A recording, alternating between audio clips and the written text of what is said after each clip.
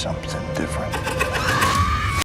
Jelly Bean, our hero dog, was amazing, and I just I loved his creepy performance.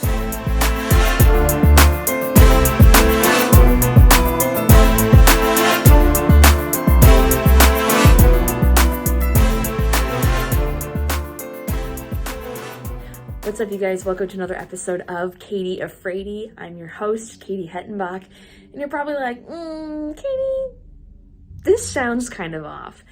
This isn't your studio. Where are you? We're actually doing our first Zoom episode. Yay! So I am recording this during the editing process, so you get that hopefully okay audio. Hey, some episodes are going to be like that, and that's okay. It's part of the fun. I'm so excited for you guys to hear this interview and see this interview with director and writer. This is her actually directorial debut. She directed Pet Semetary, Bloodlines, and we talk all about that, and I'm so excited. So enjoy the episode. How are you doing? I'm good. I apologize. I'm a little bit congested. I've got like a cold or something. But so any low energy is not because I'm not psyched to be talking to you right now. I will take it very personally. Don't worry. I got you. So how has it been, with this film coming out? Like this is Oh my exciting. God. Yeah, no, it's been wonderful. It's been really amazing. Obviously it's always so wonderful to be able to take your work from script to completed form and all the way through shooting and post and have that creative authorship and then put it out into the world. But it was also just great to see the response. And at the time it broke a record on Paramount Plus when it debuted in terms of viewership. And it's fun to see the King fans out there. I feel like King fans are they're so they're so intense in a good way, like we and I count myself as one of those people. And I think, being part of that community has been fun, and being able to talk to so many people who truly love genre and who truly love horror and who truly love Stephen King has been a fun part of it that I hadn't really thought about when I set out to do this. Because to be honest, a director doesn't usually do as much press as I did, but I had to do it because I did the usual director press and then all the press that actors and writers and anyone else would do, because we were in a strike time, so I was the only person who could talk to people. So I feel like I spoke to so many people, and I found it really inspiring talking to so many people who love movies. That's awesome. That's so exciting. So you said you're a huge Stephen King fan. What are some of your favorite Stephen King books, but also movies? Well, Pet Semetary was my favorite, and the first one that I read as a kid.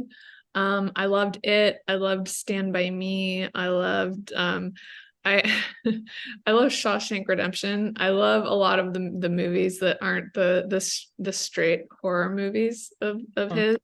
The Shining, I think, is just one of the best movies ever made, period, not just horror movies. It's hard to pick a Stephen King favorite because they're all so different but all kind of wonderful in their own ways. Yeah, I totally agree with that. In The Shining, perfection.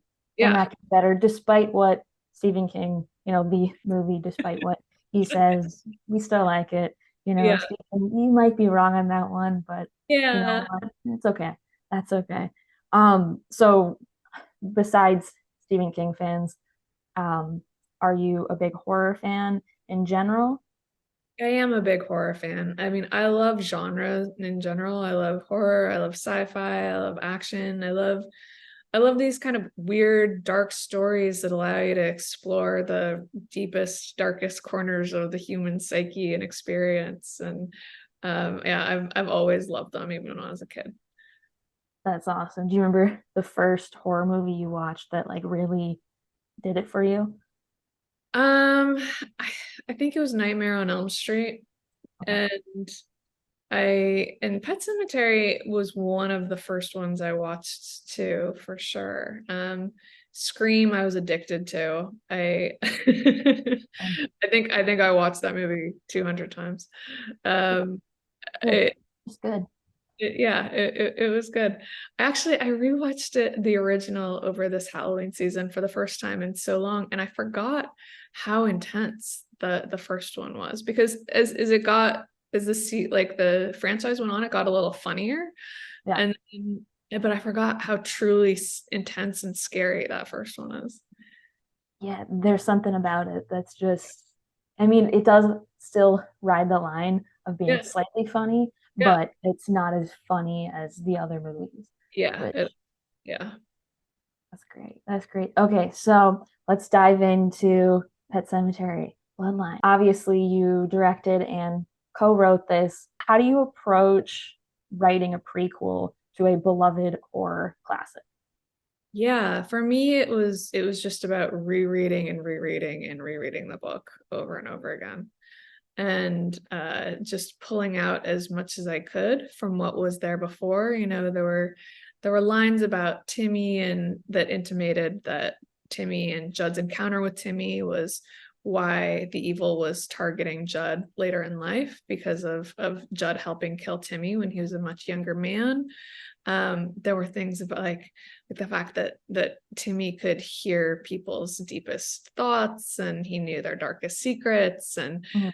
this was like a kind of an evil possessing him that liked to play with its food, which I thought was a really interesting characterization for a villain.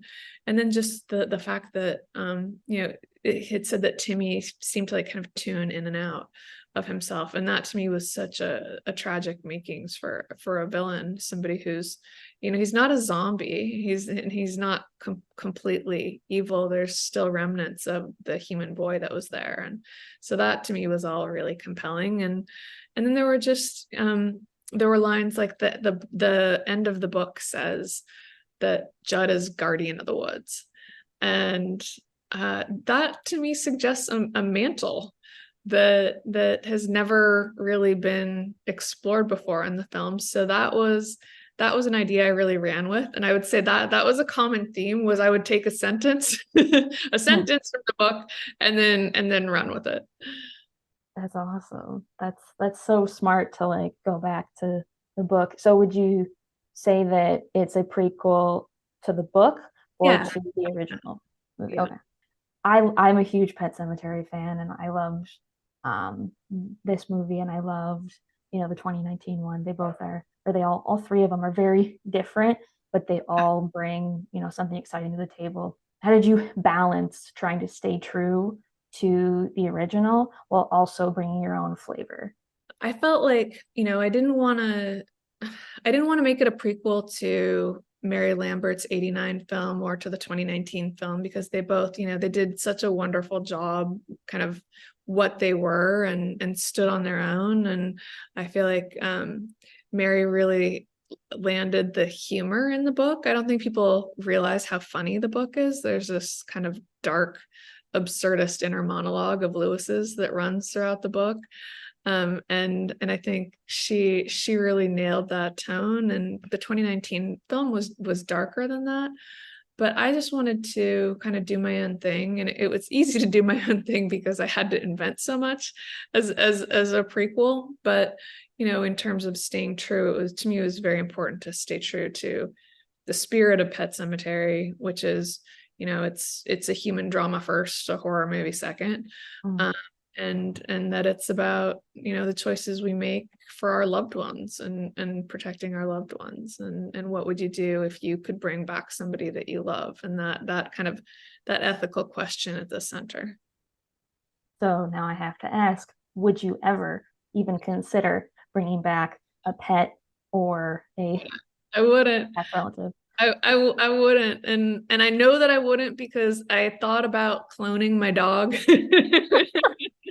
I'm like, but it's not the same. It's just not the same. It's not the same. No, my dad, our my dog died in I think 2016, and he got not the same as cloning, but he has the sperm and the egg from her parents Yeah. and she was born in like 2000. So those are like 20 those, and by the time we make the, I'm like, that's not going to be the same dog. You're not going to get the same. It's going to be worse. No. It could be fine, but weird, little weird. I don't know. Well, I think one of the Yeah, beautiful things about life is it's, our life on this earth anyway is finite, and we have to make the most of it and appreciate the people in our lives and every day. yeah, that's awesome. So, what was it like working with animals on set? And as a first-time director, how do you approach that? Because that just sounds like and we're working with actors is one thing, but working with animals, that's like another task that Yeah. sounds challenging. I was told by so many people that working with animals is terrible. And I didn't find that. And I mean, it helps that I am an insane animal lover, and animals bring a lot of joy to my life. And in between takes, by the way, we had 3 dogs. So those 3 dogs brought me so much joy in between takes. But Jelly Bean, our hero dog, was amazing. And I just I loved his creepy performance. He did pose some logistical challenges because he's deaf, and his trainer had to always be directly in his line of sight because he couldn't hear commands, which means that camera angles had to be very creative to not have the trainer in the shot, or we had to just, commit to using some of our VFX spend on erasing the Yeah. trainer from the shot. So it was an extra challenge. But on the other hand, he didn't get distracted by loud noises on set. And there are some pluses and minuses. That's adorable. Like, I mean, I feel like having a dog on set is what you want when Yeah, it's yeah, fun. So sure. fun. The writing process, obviously, again, you had a writing partner. How like how is that different? How do you approach that when you know you're going to direct versus when you know you're just writing? Yeah, well, so he wasn't actually a writing partner. He wrote the original draft of the script, and then I came on and I rewrote the script myself. So I think it probably, I don't know, maybe it would have been easier and harder in different ways if we were writing partners. There were certainly days on set where it would have been nice if I was like, hey, somebody else go write this, instead of coming home from a long day and doing the rewrites myself.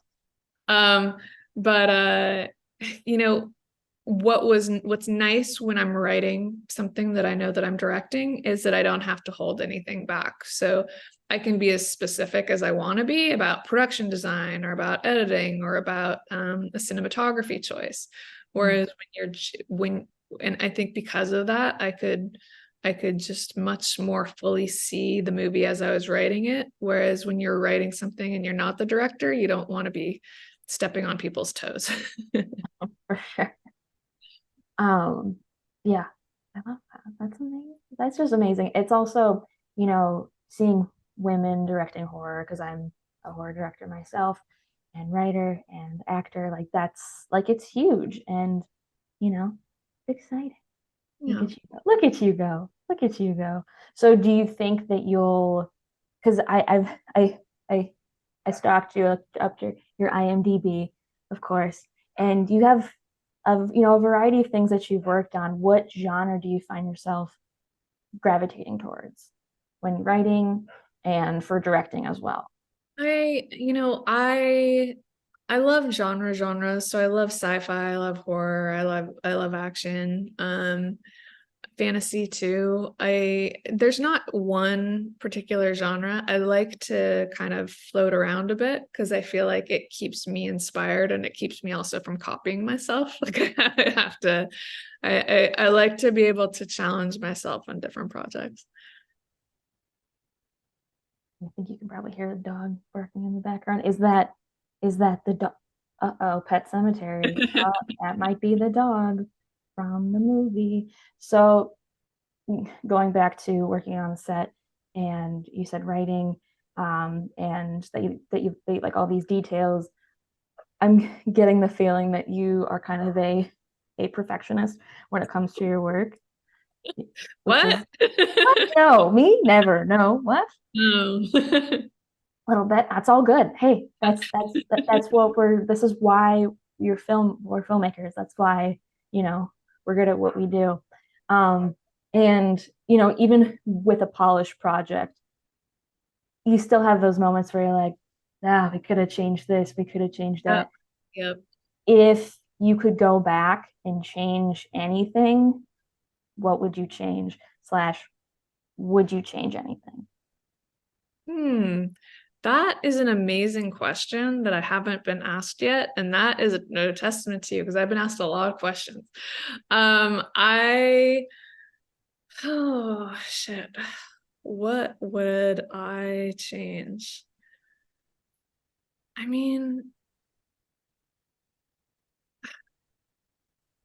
I don't know. I don't know. I mean, partially I think anything you make is like a reflection of what you're thinking or what's happening in the moment, and it's hard to litigate it and open it back up. I read an interesting interview with Sofia Coppola a couple weeks ago, and she was saying that her dad is always like, because her dad re-edits his films as he goes, and told her that she should do that, and she's like, no, I don't want to do that. I like it. That was back then. That's how I was feeling at the time. Like it just exists. It's fine. And I think that's maybe a little bit more where I lie. Like there's certainly a lot of stuff where, oh, if I had the budget, I would go film this. Mm. Like because there's parts of the stories that I wish I could have told had I had, another 30 days to shoot and another $10 million. But I think I think the story is a lovely story as it stands. I feel that though. I feel that you have like it's a part of you, and you're like, I could go back and change, X, Y, Z, but then it wouldn't be what it is, and to Yeah, show your growth over time. yeah. Yeah, It's yeah. true. It's true. You also just don't know. I think one of the scariest things in the editing room is you realize like you think you want to make one change and then you make the change and then you rewatch the film. You're like, oh no, that broke the movie. Mhm.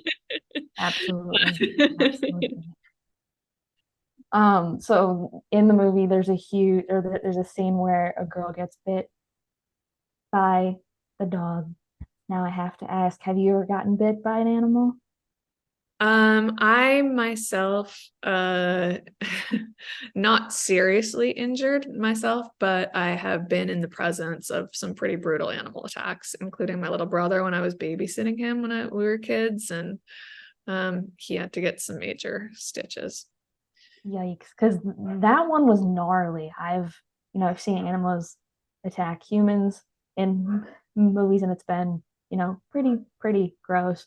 But Yeah, like, oh, the gore in yeah, this, I was like, ooh, ooh, it just, yeah. um, I was like, I'm gonna go for it. I love it. I love it. A lot of the scenes reminded me of a specific scene in The Fly where he's like ripping his fingernails off, and like that. Yeah. I don't know why it was giving that like some of the time, and it was just like the skin peel backs, and I just oh great job, but sorry, it hurts. You feel Yeah. those. Yeah. That was fun to work on in the final mix. Those ripping sounds, Oh, the they, juiciness. Yeah. you could not hide those things. You can see them. Yeah. Oh gosh. Um, Also, in the original movie, and I actually have not read the book. I now have to add that to my list. But I'm not sure if there was the famous scalpel scene where, you know, little boy comes up under the bed, and, there's the guy's Achilles, and it goes, I want to play with you.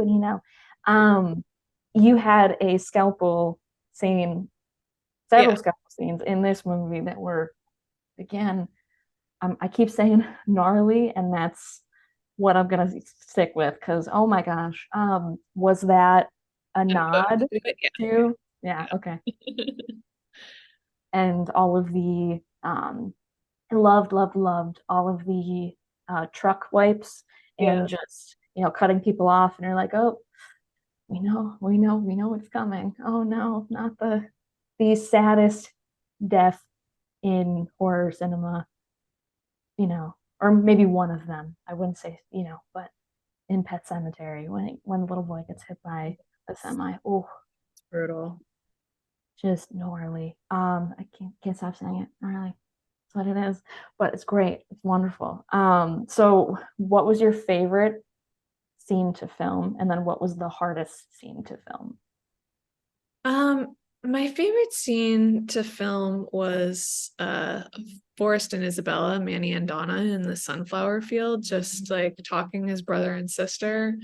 I just I love those characters so much, and I thought they brought just such a natural sibling warmth to that scene, and it was also just so beautiful in the sunflower field. It was like really nice to be out there.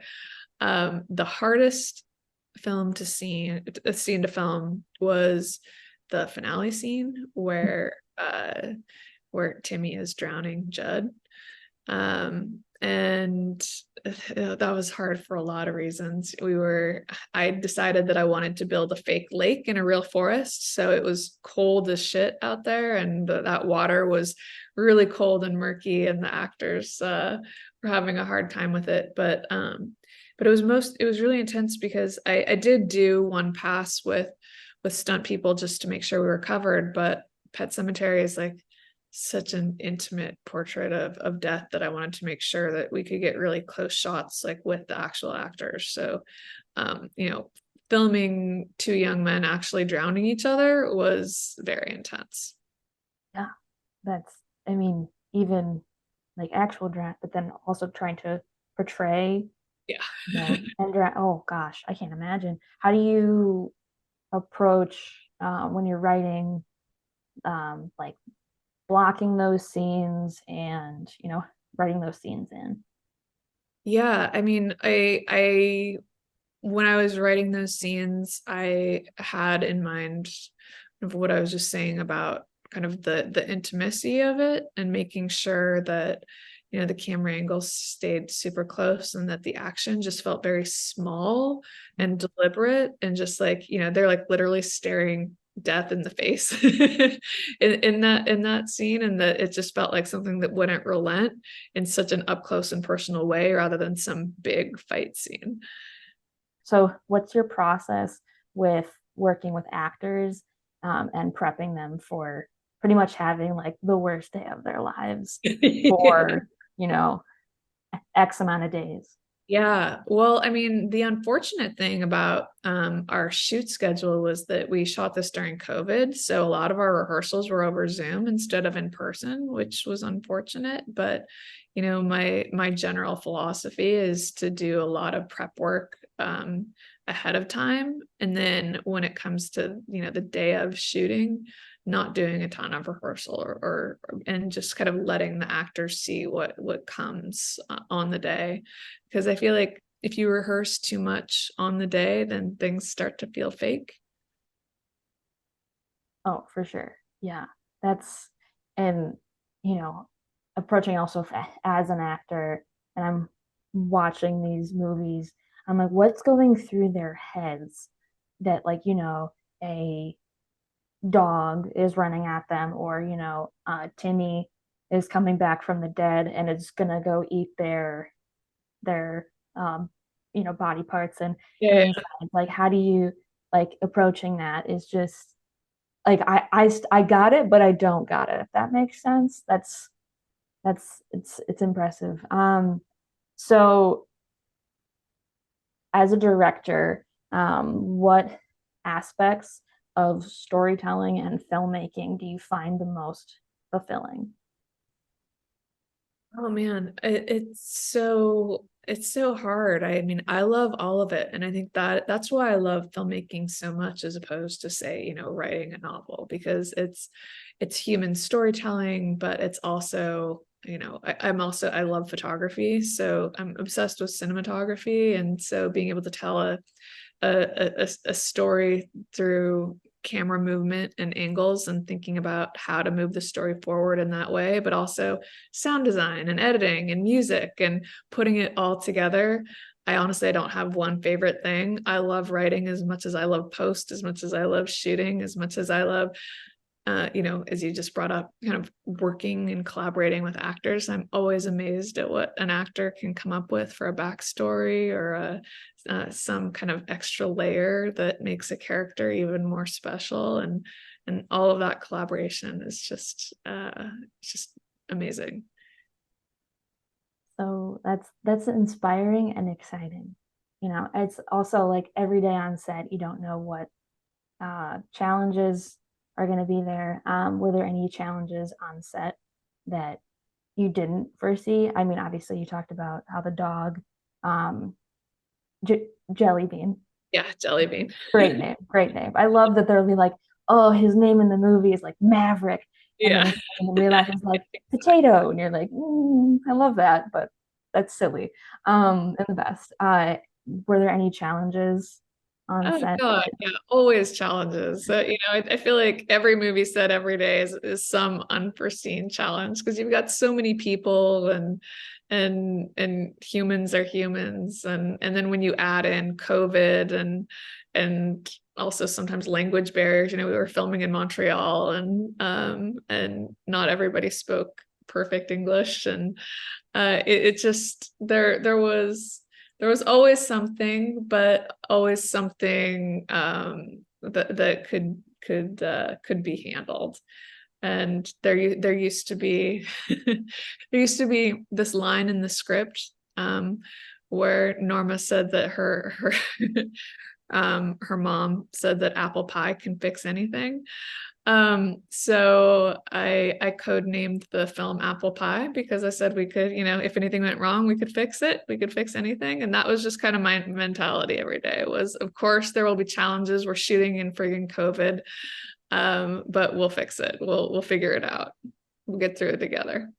That's, yeah. I mean, and it's perfect. And hey, apple pie does fix almost everything, you know? Apple pie, donuts, pizza, nachos. Exactly. You need more of that. We need more of that. Yeah. More of that at Crafty and in life. Yes, exactly. Um, also wanted to ask about the going back to the writing process.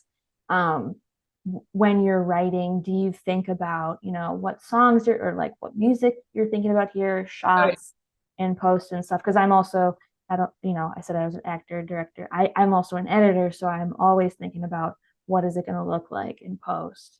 Oh yeah, for sure. And I can't write any other way without thinking about how the scene would actually play out, how it would be cut. I was constantly listening to music, and as I was writing, and the things that I was listening to, most of them made it, the ones we could afford made it into the film. And by the way, listening to 60s music was just an added bonus of working on this film. I love music from that era. So, what's your favorite song that you would jam to every time you were writing, but it did not make it in the film? Paint It Black. I'm saying okay, like I know what that is. I don't, but after this, I will check it out. It's great. Yes. Peanut Black. Is that the title of the song or Yeah. Okay. Okay. So who is it by? I think it is. Hold on. It's by Rolling Stones. Yes. Okay, I just got it. need to not say something stupid. No, it's me all the time. I'm always saying stupid stuff. It's part of life, part of the fun, you know?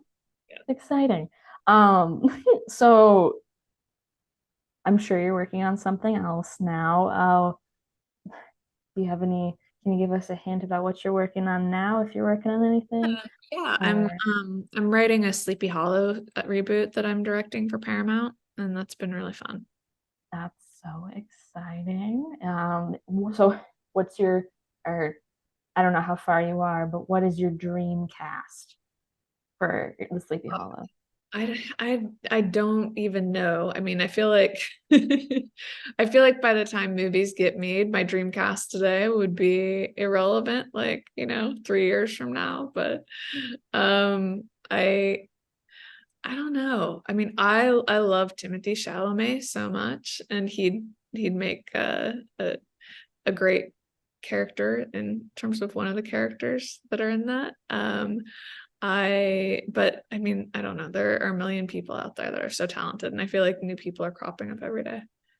That is very true. Well, hey, if you need to kill somebody off or just, need a weird background character, um, I mean, not Okay. saying that, All right. I will keep that in mind.